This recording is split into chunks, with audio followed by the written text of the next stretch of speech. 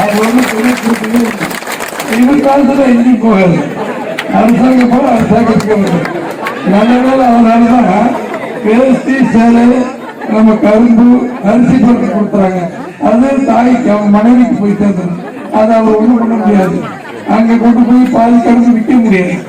2000 மாசமா கூட எனவே இப்படி ஒரு சூழ்நிலை இருக்கிறத புரிஞ்சுதான் நம்முடைய முதலமைச்சர் அவர்கள் அந்த பரிசு கொடுக்கிறாங்க. இது வந்து மக்களுடைய பணம் மக்களுக்கு போகட்டுமேங்கிறதான். அதுலதான் இந்த வேலையெல்லாம் நடந்துகிட்டு இருக்கு. இந்த அரசாங்கம் அம்மா புரட்சித்தலைவி இறந்ததுக்கு முன்னால இருக்காது, இதோட முடிஞ்சிச்சு அப்படின்னு நினைத்தாங்க. அம்மா பேரை சொல்லி இந்த மாதிரி எம்எல்ஏ ஆனவங்க ஒரு 18 பேரு டிடி தினகரன் பேரை கேட்டுட்டு போய் கவர்னருக்கு மனு கொடுத்து இந்த முதலமைச்சர்களுக்கு பிடிக்கல, நாங்க ஆதரவு விளைவிக்கிறோம். நாங்க அப்புறம் அரசினுடைய சட்டத்திட்ட